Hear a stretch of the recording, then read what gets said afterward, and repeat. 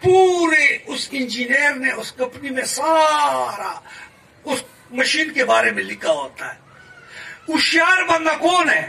جب پروڈکٹ لاتا ہے سب سے پہلے وہ کتاب کھولتا ہے کہ کمپنی والوں نے اس مشین کو آن کرنے کے لیے کون سا بٹن رکھا ہے، کس ٹمپریچر پہ اس کو چلانا ہے، کس انداز سے چلانا ہے. وہ کاپی ڈھونڈتے ہیں، اس کو چیک کرتے ہیں کہ کمپنی والے بہتر جانتے ہیں، وہ انہوں نے مشین بنایا ہے، وہ بہتر انداز سے جانتے ہیں. تو ہم اس کاپی کو دیکھتے ہیں کہ اس پروڈکٹ کے بارے میں کمپنی والے نے کیا لکھا، انجینئر نے کیا لکھا، اس کو ہم کھولتے ہیں. اے میرے دوست، آتا ہوں اپنے موضوع پر. تم جس پروڈکٹ میں بنے ہو، جس کارخانے میں بنے ہو انسان، اس نے بھی ساتھ ایک کتابچہ دے دیا ہے. سبحان اللہ. اس کتابچے کا نام کیا ہے پتہ ہے؟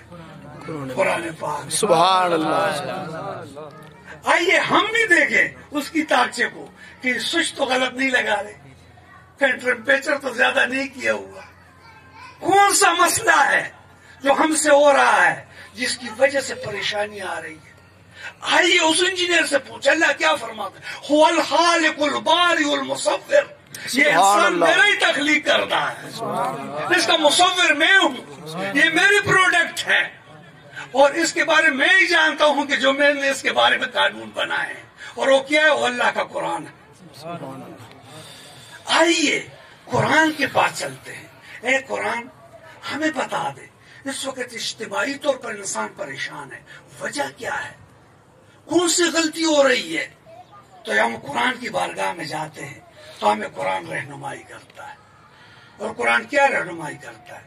وَمَنْ أَعْرَضَ عَنْ ذِكْرِي فَإِنَّ لَهُ مَعِيشَةً ضَنْكًا. اور جو لوگ میرا ذکر چھوڑ دیتے ہیں ان کی زندگی تنگ ہو جاتی ہے. جن لوگوں نے میرے ذکر کو چھوڑ دیا، وَمَنْ أَعْرَضَ عَنْ ذِكْرِي فَإِنَّ لَهُ مَعِيشَةً ضَنْكًا. ان کو معیشت تنگ ہو جاتی ہے، معیشت تنگ ہو جاتی ہے. اب آپ سوال کریں گے کہ یار یہ امیر لوگ تو زیادہ غافل ہے، وہ کیوں خوشحال ہے؟ نہیں، اللہ کے پاس بڑے قانون